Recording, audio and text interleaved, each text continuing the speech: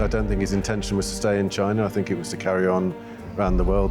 And I think his humanitarian nature made him stay and help. 你叫我用几个简短的词话，一个是年轻，一个是包容，一个是大爱，还有一个是无私。 When you think back to George's life, he was really a wise friend and noble friend of China. He was in China during wartime. He never saw China except in wartime. I think what he saw was 我看到一个新中国. It was in his mind's eye. It was seeing the spirit of the people that made him believe that there would be a new China.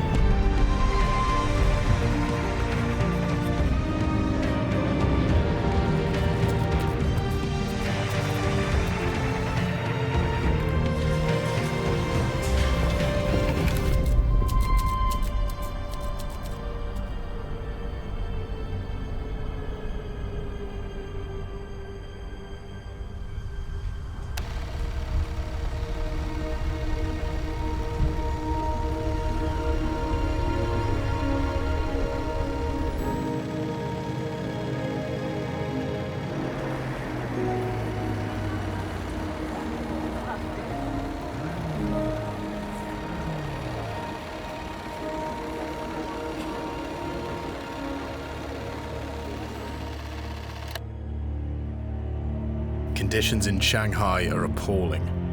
The Japanese army has burned down the surrounding villages and bayoneted the farmers, so the city is full of hungry and homeless folk who watch each other become thinner and colder until they die. The Japanese flag flies everywhere. Shanghai was China's main industrial metropolis, and now it's in tattered ruins. The streets are strewn with dead Chinese soldiers lying as they fell. When George Hogg arrived in Shanghai in 1938, there had been a terrible battle fought between the Japanese military and the Chinese military over the northern districts of Shanghai. It was the most vicious battle of World War II, at least in this part of the world. The Japanese military conducted a systematic bombing campaign targeting a largely civilian population. It's undeniable that China has played a very important and somewhat neglected role in the history of World War II.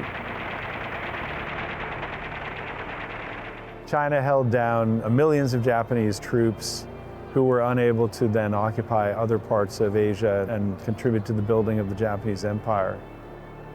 George Hogg would have seen at least the aftermath of that destructive war. He would have seen a city partly occupied by the Japanese. He would have seen countless thousands of Chinese refugees that were streaming into the foreign settlements. He may have seen some of the Jewish refugees who were coming from Europe, where they were accepted here, welcomed into the city, given refuge and safety.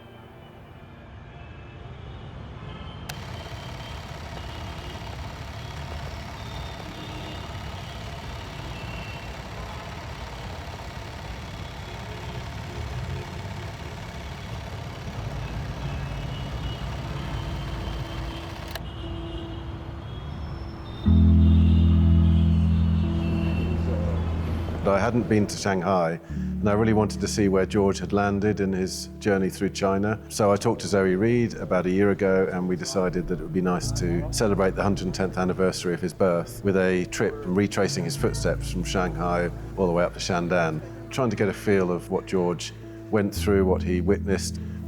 SACO is about promoting understanding and friendship between the peoples of Britain and the peoples of China. We all experienced bad things in the war. I think many British people don't even think the war was anything to do with China. What we're trying to do in SACO is to build empathy. We want to get people to understand some of the historical figures and what they contributed. In these memorial events, I was there as representative of his family, amongst all the government officials and various people involved with the CIC and Gung He, and I was totally amazed and began to realize really what kind of status he had, but not at home in England. His story wasn't really known. 他本来想游历全世界的，啊，后来他改变了主意，啊，怎么样能够利用自己的力量，来这个帮助中国人民，哎，来赢得这场战争。所以他从上海开始了和中国的缘分。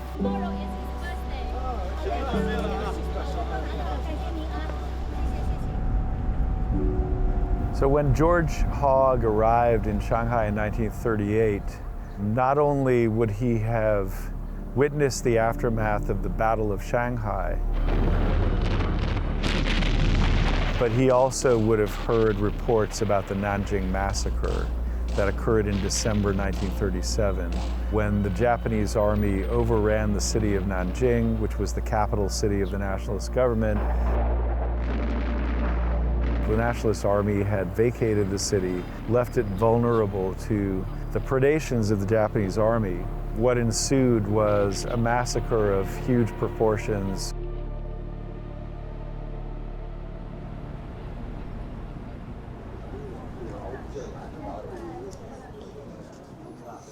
He didn't come here, but he met an American journalist, Art Steele, from the Chicago Tribune, and became very good friends. And I think from Art, who was here during the massacre, he learnt a lot of what had been going on and mentioned it in his own book.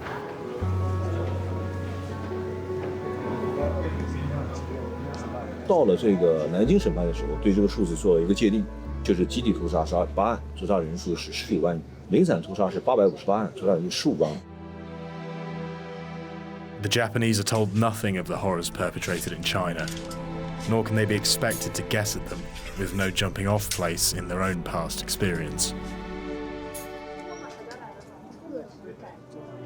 Mr. Wang Swenma also survived when the massacre happened. She was 12. She was also the survivor. So I have a footprint here.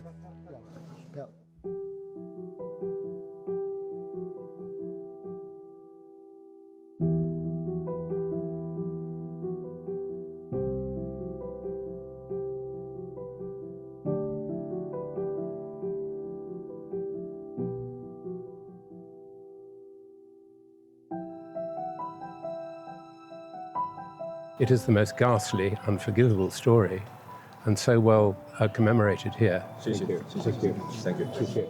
If everybody could see this sort of evidence, maybe people would learn not to behave in such cruel ways.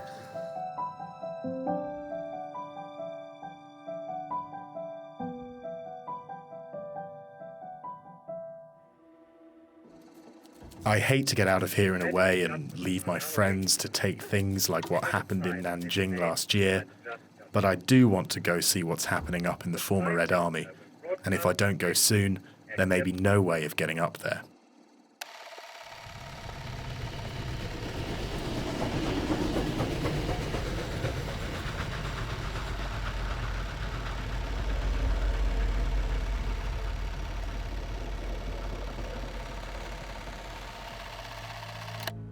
He got a job as a journalist in Hankow, which had become the wartime capital. And for roughly a year, he was there as a journalist. He was allowed to travel around quite freely and investigate. Today and yesterday have been very heavy. Terrific air raids on the cities of Wuchang and Hanyang across the river, and about 3 miles at either end of Hankou. Afterwards, we all go out in different directions to get the news and take pictures. It is both grueling and gruesome. Yesterday and today, I got the big news of foreign property hit. One of them was on the compound of the Huacheng College, where I'd had the job offered me and might have been teaching. I think it probably started off as an adventurer, but I'm sure he got caught up in the excitement of being a war correspondent. That soon became humanitarian feelings obviously came through. 他在报道中国的时候，他的视角和其他的记者就不太一样。他笔下的主要人物是我们的平民老百姓，他们是如何在战时中国坚韧地面对生活，把自己的生活过好，所以为我们提供了一个认识战时中国的一个非常宝贵的视角。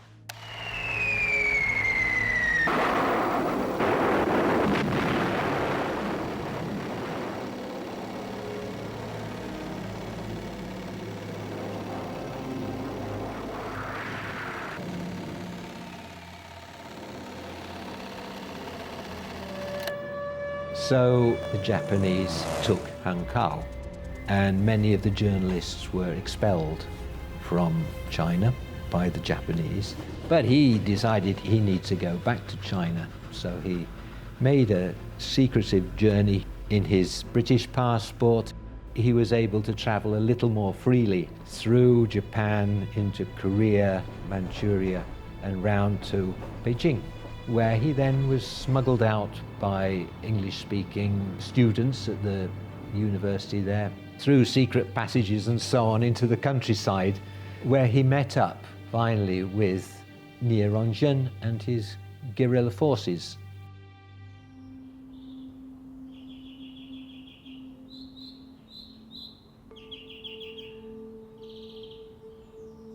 他决定去延安去看一看，去了解一下我们的八路军，了解一下我们的边区游击队，他们是在战争中是怎么应对、怎么生产生活的。正是在延安、在边区的这一段经历，让何克改变了自己的想法，觉得我应该深入到后方，了解那些真正的能够反映中国的现状的一些人们。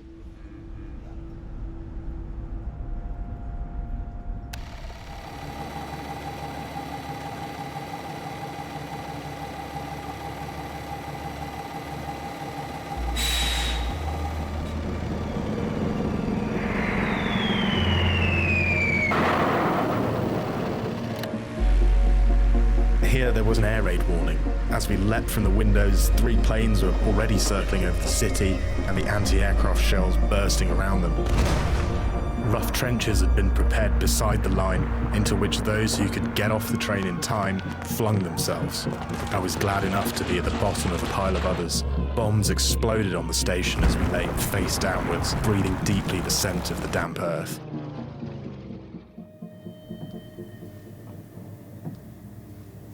To see this wonderful museum, several of them, all talking about the wartime period, and then particularly the horrific era when the Japanese swept through Shanghai and into Nanjing, and it was very moving indeed.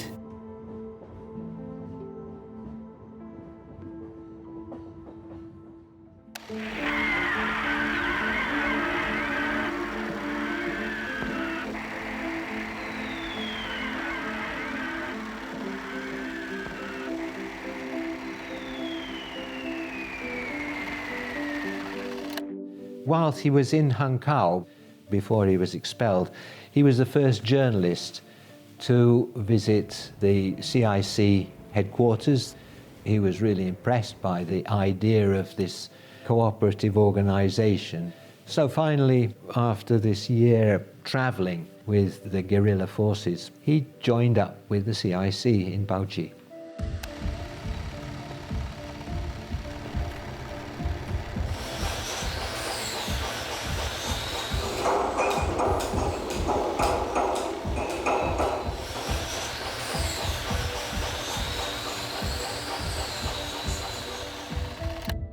何克先生呢，根据我们掌握的材料，1939年10月份到了宝鸡，他是在晋察冀边区见到了朱德总司令聂荣臻司令员。朱德总司令说：“你应该到西北去，你到宝鸡去。” It is known as an historic scene of racial and political struggle. As a vast economic hinterland only recently being opened up, as Japan drives Chinese initiative out of the coastal cities. As a military base of vital strategic importance, in which guerrillas and young students are teaching the people to live new lives of resistance. The Northwest is an ideal place from which to watch new China taking shape. Here is seen at its best the Chinese people's amazing adaptability. What he saw in China, the horrors, and the way the ordinary Chinese people were somehow coping, and then saw this possibility, the CIC and all the other people behind the CIC, how they really tried to get all this massive number of refugees up and running and doing stuff and creating some kind of economy in the hinterland. It must have been really, really inspiring.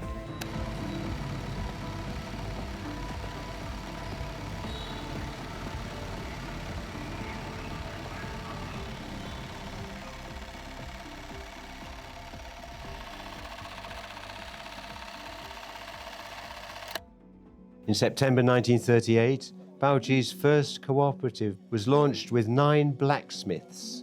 But by April 1940, there were about 3,000 industrial cooperatives spread throughout 8 of China's provinces and making a range of 500 kinds of goods. 正因为是这个抗战工业，日军的飞机呢一路炸到宝鸡来，宝鸡这些工厂林立的烟筒是它的重要目标。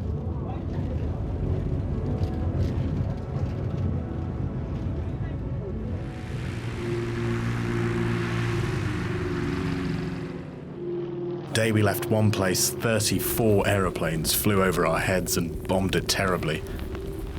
And the next day we saw the same planes again and arrived in the evening to find our destination still burning, women crying and coffins everywhere. Next day, the Japanese got very close with their armies and people had to start fleeing even before they had picked out the remains of their dead and belongings from the burning rubble.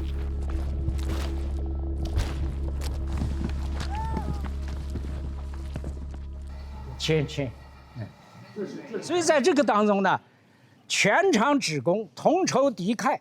日军你轰炸的时候，我就躲到窑洞里，能保护住我的机器，因为70%的设备在窑洞里头啊。This is the China that is rebuilding. Many of the people in these co-ops were penniless refugees a year ago. Now they are settling down as part of their new community and making a valuable contribution to the country's economy, as well as being once more in a position to support themselves and their families.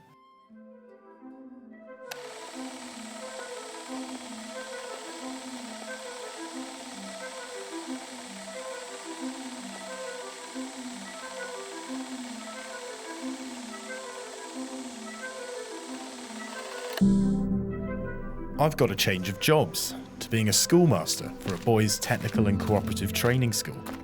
I am dean. It is very interesting. Not an ordinary technical school. The idea is to get them young, get them from tough backgrounds, so that they will learn to look on the school and on CIC as their home. One of the most amazing little villages in China. Here, the people are terribly poor, though untroubled by wars and refugees. And children under the age of 15 often go right through a winter without a single pair of trousers. Those windows would have been paper, not glass. Yes. So getting this white light in, but no view out. And the boys would stick their fingers through them. Yeah. Developing that school, creating it, that was such an important part of his life here. Developing his very much own character.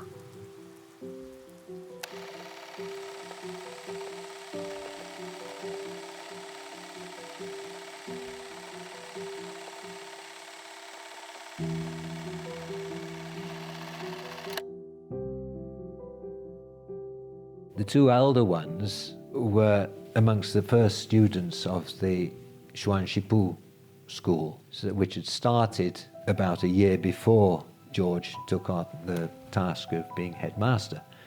Then the younger 2 were in an orphanage for a while after the mother died. He saved their lives, basically.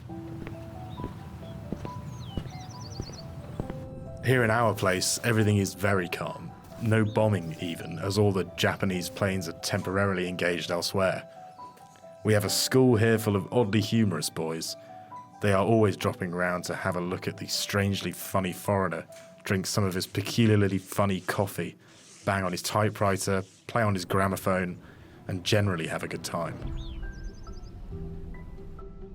I'm very Chinese by now. One just can't help it, living right here amongst them for so long. And I think some of my peculiarities, rather naive, rather idealistic, rather laughter-loving, have much in common with the non-citified type of young Chinese.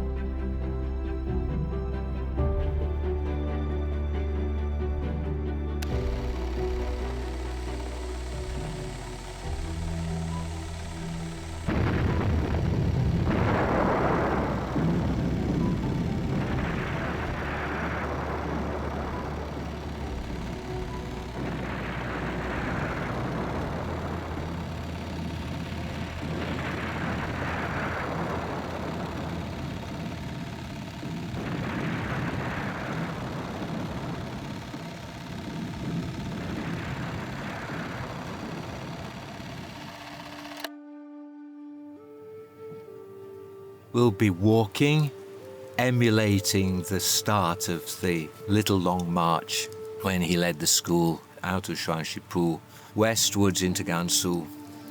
So we'll get a taste of that as we start walking from here. Consider the fact that they did this during the winter times. You know, they're crisscrossing the frozen rivers. At times, the lorries would break through the ice.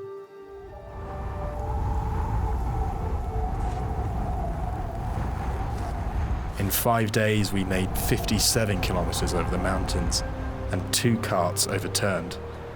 It was the worst time of the year over high mountains and the coldest winter for 20 years, and the roads were covered in snow and ice. Absolutely amazing trek it must have been.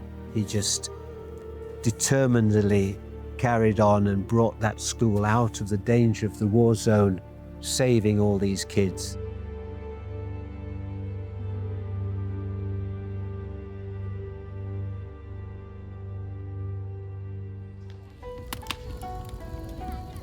Ladies and gentlemen, dear villagers, good evening.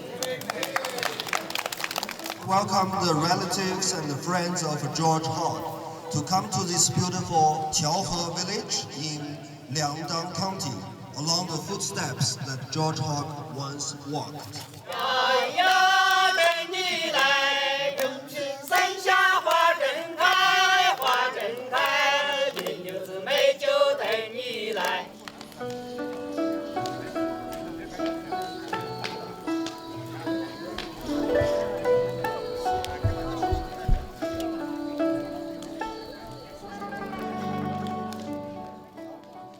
Seeing the reaction of the local people to George and the group we were in was just staggering.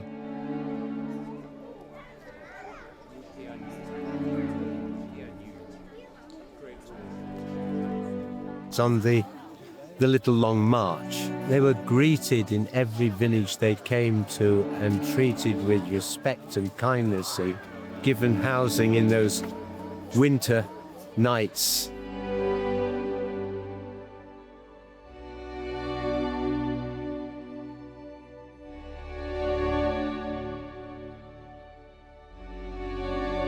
Clearly, he's remembered.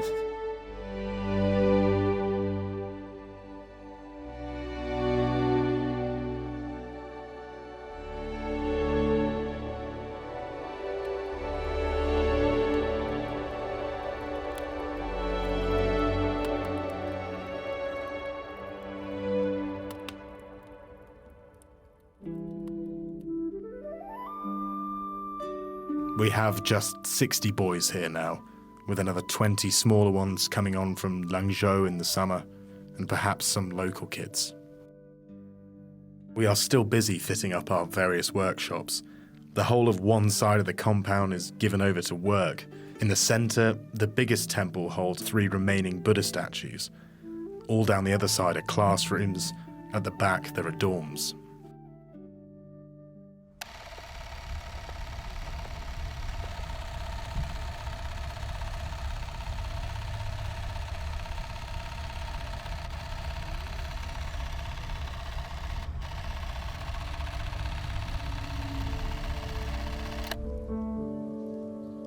The place was recognizable, but now it's some other world.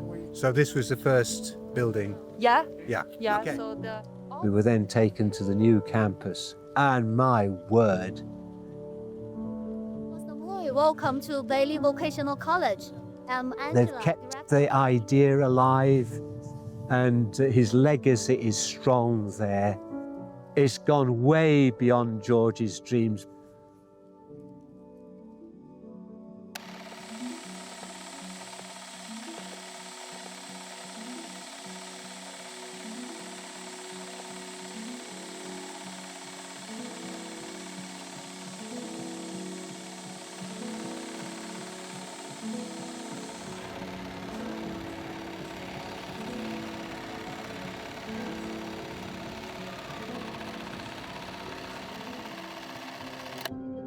Personally, for him, it didn't end too well, did it?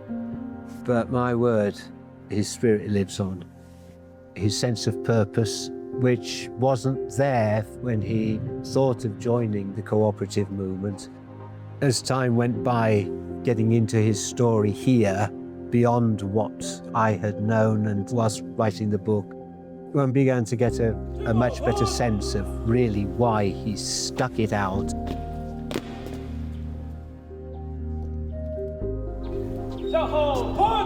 他一直待在中国，他最后把他的生命贡献在了上海。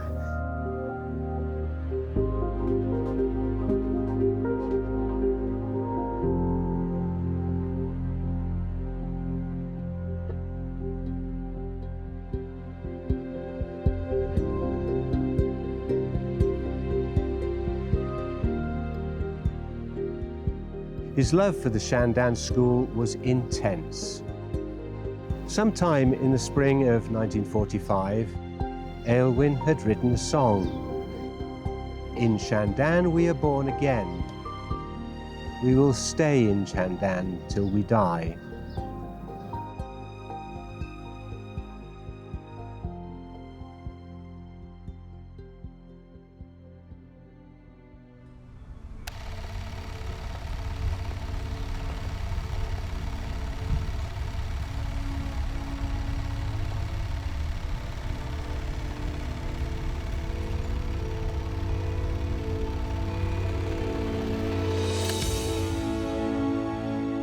作为老校长呢，我们应该是一个敬佩，首先是非常的敬仰、敬佩他的这个艰苦奋斗的精神。I think he did make an amazing sacrifice, and in those days, coming to China and just empathizing with people, giving his all to the Bailey School. I think that's what has really captured people's hearts. Well done, guys. It's been an amazing experience in following my Uncle George's footsteps. George Hogg was one of the few foreign friends of China who really penetrated into the life of the Chinese people. They never treated him as a foreigner because they never felt that he was in any way foreign to them.